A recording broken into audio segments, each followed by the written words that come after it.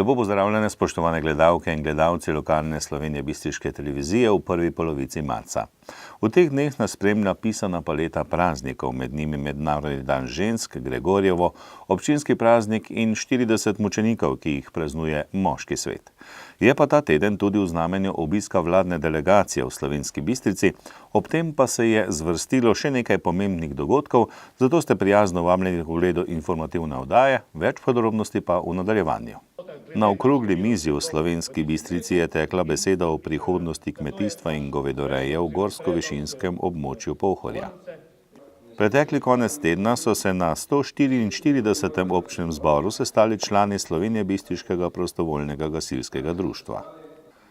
Občni zbor so sklicali tudi lovci iz Slovenije Bistriške lovske družine. V Slovenski Bistrici je potekal tudi posvet o spodbujanju socialnega podjetništva in zadružništva v Podravju. Ta teden pa je vladna delegacija v sklopu obiska Podravja obiskala tudi Slovensko Bistrico. V športu pa o 15-letnih nogometaših Slovenske Bistrice, ki so se pomerili z vrstniki iz nogometnega kluba Gereča vas Hajdina.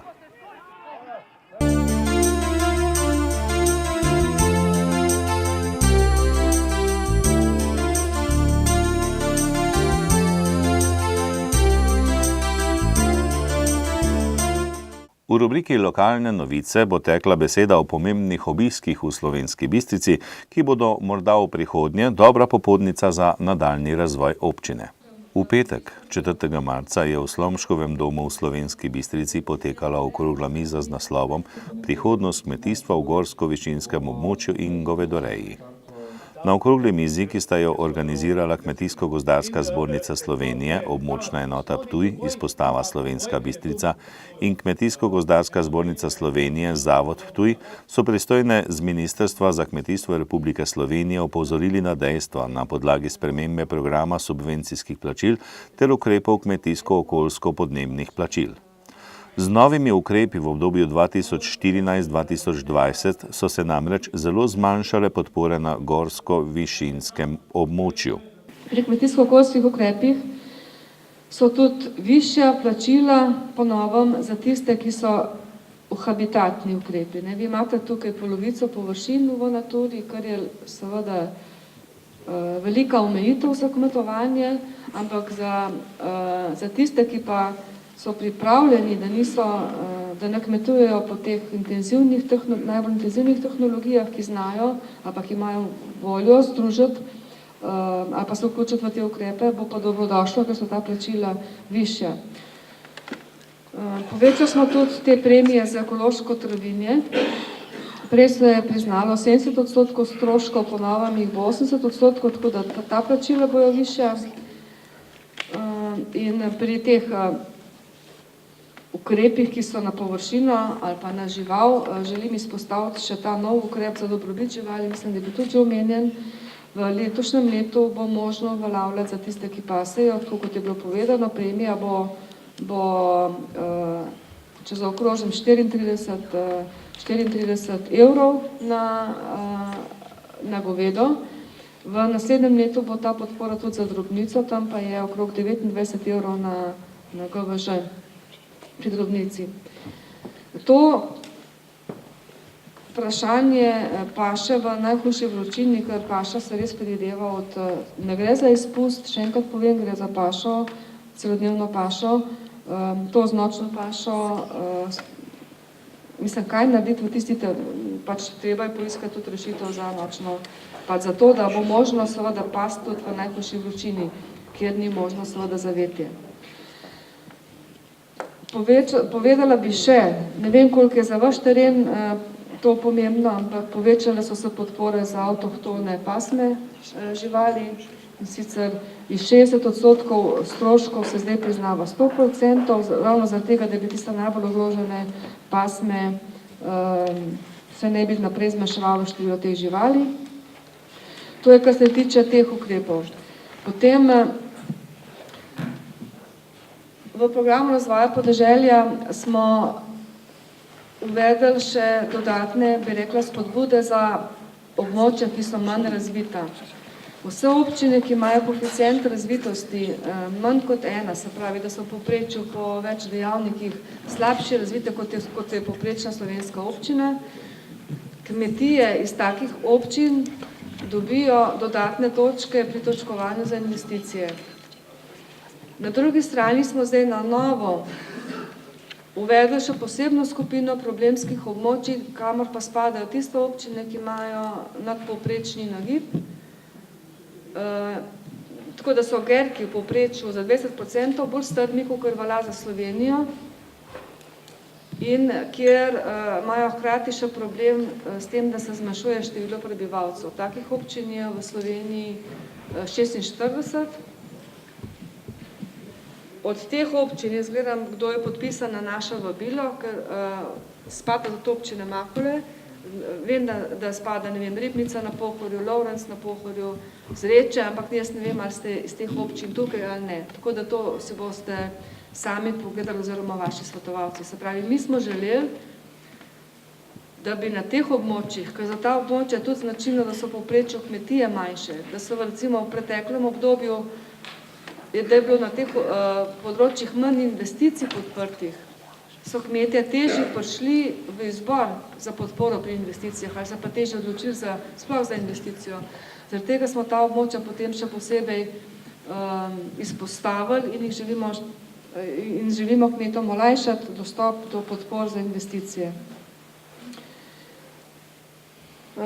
Uvedli smo pri investicijah tudi eno poenostavitev, kdor bo dal vlogo za investicijo, ki je vredna do 15.000 evrov, ne bo rabil več hkrati za ta vlogo pripraviti celega poslovnega načrta, ampak bo to vlogo oddal na tak poenostavljen način, na poenostavljenem obrazcu.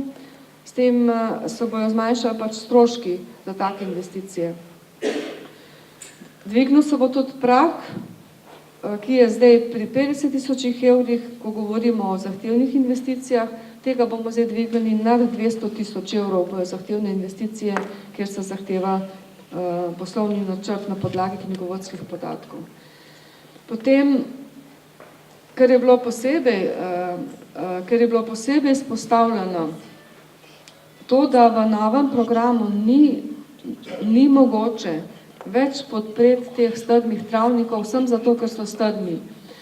Smo se odločili, da bomo uvedli dodatne podpore za vse gerke, ki imajo večjo strmino kot 35%, je pa to možno uvesti šele v naslednjem letu. V naslednjem letu bo ta podpora 50 evrov, če so gerki strmi med 35 in 50%, za tiste, ki so pa nad 50%, bo pa ta podpora 100 evrov. Takih gerkov je, to spet velja za celo Slovenijo, za Haloze in za drugod. 31.000 hektarov gerkov je tistih med 35 in 50%, in potem 6.000, približno nekaj več kot 6.000 je še teh najbolj hektarov gerkov, je pa nad 50%.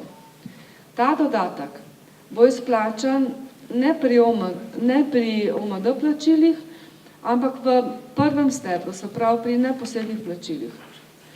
In sicer tako, ker se bo za to porabilo okrog 2 milijona, nekaj čez 2 milijona na leto, 2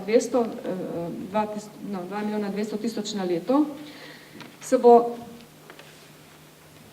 osnovno plačilo, oziroma to celotno plačilo, bo manjše za dobra 2% za vse kmete, na ta račun, da bojo pač ti, ki so najbolj ogroženi, oziroma ki najtežje sploh vztrajajo pri kmetijstvu na teh strmih površinah, da bojo dobili dodatno plačilo, kot sem ga prej povedala, 50 oziroma 100 evrov. Ker je treba zaradi tega ta model neposrednih plačil spremeniti, je to možno šele narediti letos poleti in bo potem, zato bo to veljalo od 1. pač za leto 2017. Tako ni več podpor za strme travnike nad 35%, za travnike nad 50% je prepovedana paša in ni več sonaravne reje. Poleg tega ni več podpor za ekstenzivno rejo krav dojil.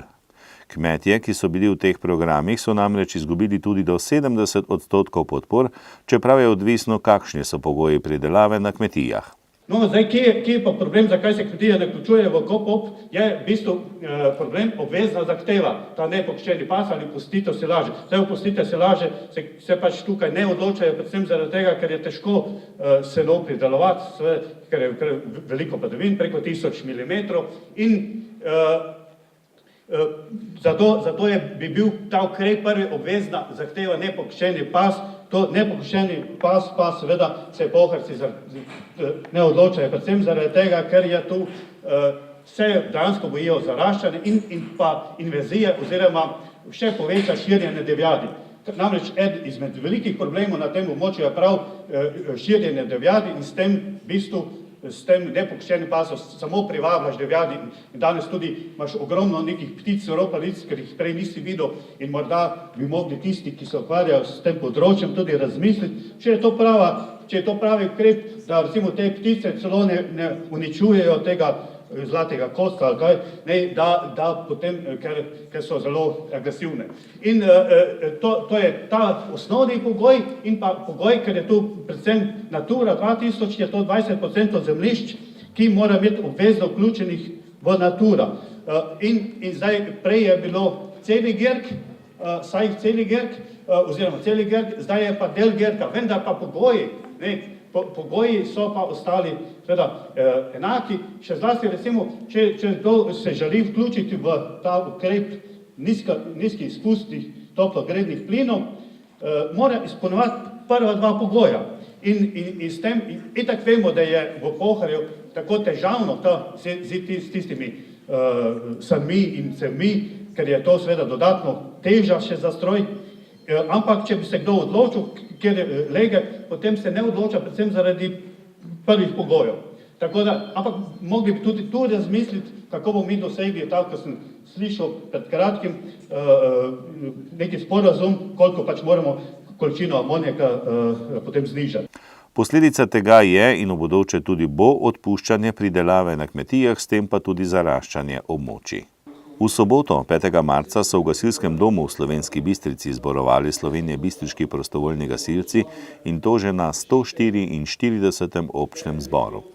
Že po ustaljenem dnevnem redu so prisotni prisluhnili poročilu predsednika, poveljnika, blagajnika, predstavnika mladine, nadzornega odbora in verifikacijske komisije. Sledila je razprava po poročilih ter obravnava in sprejem delovnega ter finančnega načrta za tekoče leto.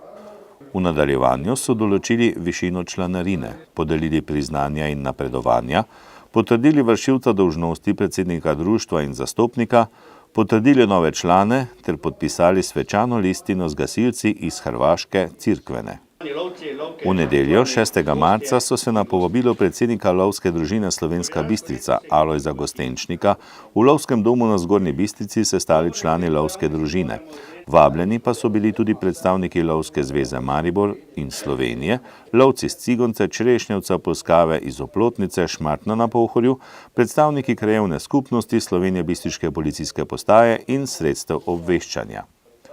Na občnem zboru so o delu v preteklem letu poročali predsednik, blagajnik, gospodar, tajnik, strelski in kinološki referent, prisluhnili pa so tudi komisiji za ocenjevanje trofej, disciplinski komisiji, komisiji za poravnavo škode po divjadi ter komisiji za izobraževanje in inventuro. Sledili sta poročili verifikacijske komisije in nadzornega odbora, v nadaljevanju pa je sledila razprava po poročilih. Na zboru so potrdili zaključni račun in načrt gospodarskih aktivnosti za letošnje leto. Podelili so priznanja in jubilejna darila, sprejeli predloge in pobude, beseda pa je pripadla tudi gostom.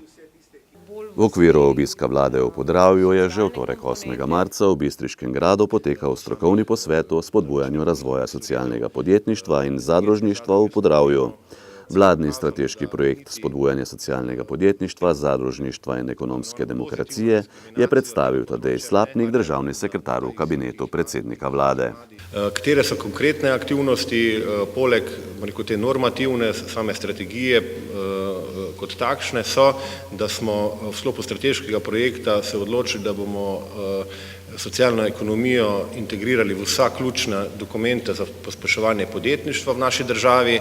Nemalokrat se je pokazalo, da niti za tem, tako imenovano pozitivno diskriminacijo tega področja ne podpiramo, ampak v primeru zadrug socialnih podjetij so bile celo negativno percipirane. Naj spomnim, Zakon o podpornem okolju za podjetništvo je v celoti onemogočal socialnim podjetjem in zadrugam, da bi po enakopravni poti kot sicer podjetja dostopala do podpornih ukrepov.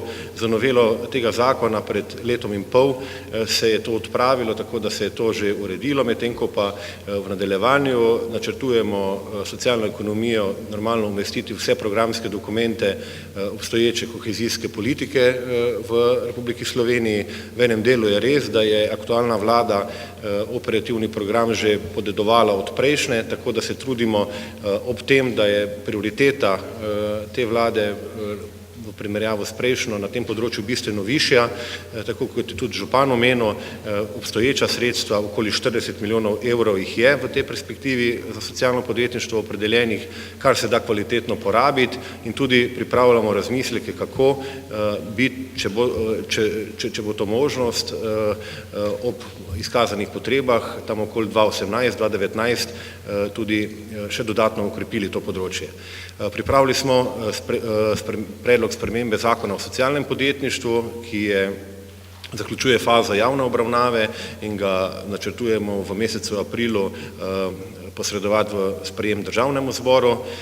Pripravili bomo v tem letu novelo Zakona o zadrugah, tu bomo predvsem odprli področje novih tipov zadrug. Vemo, v Sloveniji imamo kmetijsko-gozdarske zadruge izrazito dobro razvite, tudi zakon pred skoraj 25 leti je iniciiral predvsem ta sektor zadrug, medtem ko se pa v zadnjih letih razvijajo zadruge na vseh ostalih področjih, predvsem in povsem primerljivo z zadružnim sektorjem sicer po Evropi in po svetu, tako energetske zadruge nastajajo, delavske zadruge, socialne, storitvene zadruge, stanovanjske in to želimo v tej noveli zakona opredeliti in potem tudi tem zadrugam neko tako ustrezno normativno osnovo omogočiti.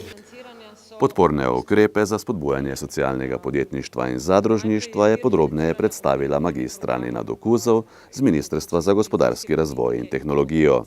Dušanka Lužar-Šajt, direktorica fundacije Prizma, pa je povedala nekaj več o regijskem projektu, aktivno povezano za nova delovna mesta in vključujočo družbo Feniks. Udeležence posveta je uvodoma pozdravil tudi dr. Ivan Žagar, župan občine Slovenska Bistrica. V okviru obiska slovenske vlade v Podravju je v sredo 9. marca premier dr. Miro Cerar obiskal tudi podjetje Impol. Z vodstvom družbe in županom občine Slovenska Bistrica, dr. Ivanom Žagarjem, se pogovarjal predvsem o izgradnji zahodne obvoznice. Miro Cerar je poudaril, da vlada podpira projekt, ki je izjemnega pomena za nadaljnji razvoj Impola. Jaz sem zagotovil, da bom v kratkem pripeljal vse dva ministra v direktne pogovore tukaj z predstavniki podjetja, pa tudi lokalne skupnosti. Gre za neko problematiko, ki jo že do neke mere poznamo, pa vendar menim, da če želimo narediti res nek napredek, je treba to skozi neposredni pogovor tistih, ki o tem odločajo. Jaz mislim, da tudi neke možnosti so in zagotavljam, da bo že v nekaj tednih do tega pogovora prišlo, da se potem išče čim bolj optimalna rešitev, ki bi na nek kratek rok, pravzaprav, da ne bi spet minila tukaj leta, pripeljala do tega, da se zagotovi prometna povezava, pa tudi seveda ustrezna električna povezava do podjetja. Predsednik upravnega odbora skupine Impol Jernej Čokl je povedal, da so predsednika vlade seznanili tudi z nakupom tovarne v Šibeniku. Da ga tudi vabimo v to firmo, ko bo zaživela. Jaz upam, da bo v naslednjih 2 mesecih ta firma zaživela. Potem smo mu predstavili probleme, ki jih imamo pri povezovanju razvojne dejavnosti in pa prakse, torej povezovanje med inštituti in pa med prakso v tovarni. Na to smo mu pa predstavili problem naše obvoznice in pa s tem povezane tudi oskrbe z električno energijo Impola. Gospod predsednik je nekako obljubil, da bo tu pomagal in To je to, kar mi tudi od vlade pričakujemo. Sicer pa v Slovenski Bistrici gradnjo zahodne obvoznice kot ključnega cestno-energetskega koridorja načrtujejo že vrsto let.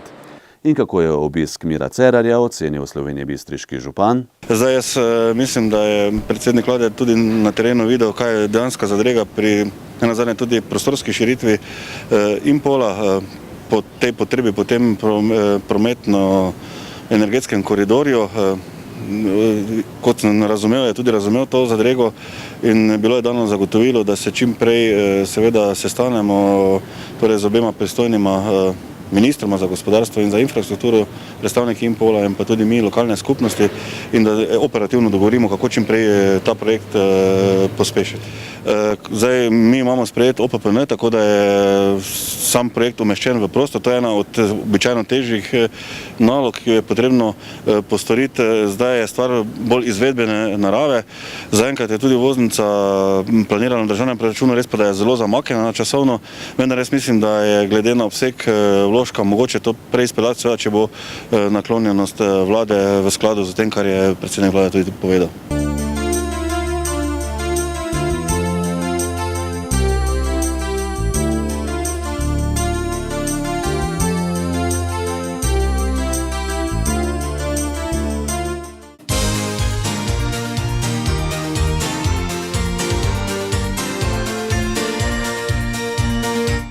Ekipa U15 nogometnega kluba Bistrica je uspešno začela spomladanski del prvenstva v prvi slovenski ligi Vzhod. V nedeljo 6. marca je v športnem parku v Slovenski Bistrici z 1:0 premagala Gerečjo vas Hajdino. Zmagoviti zadetek je v 62. minuti dosegel Rok Ferčič. Bistrica je po 16 odigranih krogih na lestvici na 4. mestu.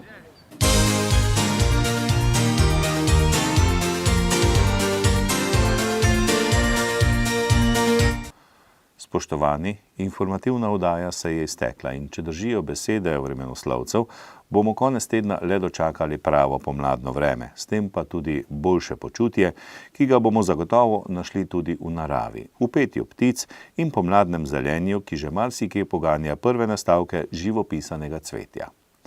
Kljub vsemu pa ne pozabite, da so marsikje ceste mokre in spolzke in vidljivost, sploh v večerih in jutrih, veliko slabša. Pa srečno do prihodnjega tedna.